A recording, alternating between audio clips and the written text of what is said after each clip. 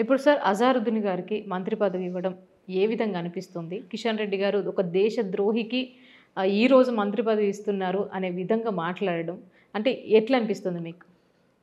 సరే, ఒకవైపు ఆహ్, మనం ఈ ఎలక్షన్ ముందు వరకు గడిచినటువంటి 2 సంవత్సరాలలో మేము ఎప్పటినుంచో చెప్తున్నాం.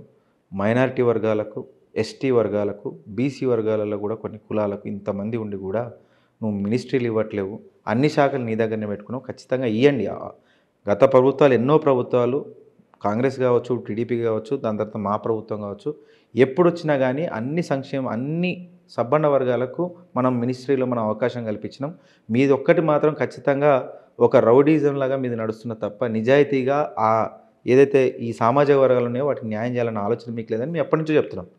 ఈరోజు మా వల్లే అజారుద్దీన్కి అవకాశం వచ్చిందన్నమాట చెప్పడంలో తప్పే లేదు. ఎందుకంటే మేము ప్రతిసారి ఆ వేదిక మీదకి ఎక్కిన ప్రతిసారి కూడా ముస్లిం మైనారిటీ సామాజిక వర్గానికి అన్యాయం చేసినటువంటి ఏకైక పార్టీ కాంగ్రెస్ పార్టీ అని మేము చెప్తూ వస్తున్నాం. సీనియర్ నాయకులు షబ్బీర్ అలీ లాంటి వాళ్ళు చాలామంది ఉన్నారు.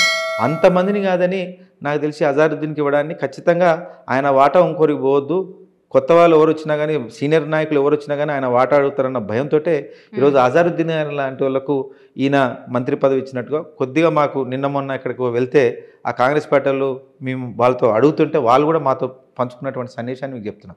ఈరోజు ఇక్కడ స్థానికంగా ఉన్నటువంటి ముస్లిం మైనారిటీ సోదరులు కూడా అజారుద్దీన్కి మంత్రిత్వ శాఖ ఇచ్చినంత మాత్రాన మాకు ఖబరస్థాన్ వస్తుందా?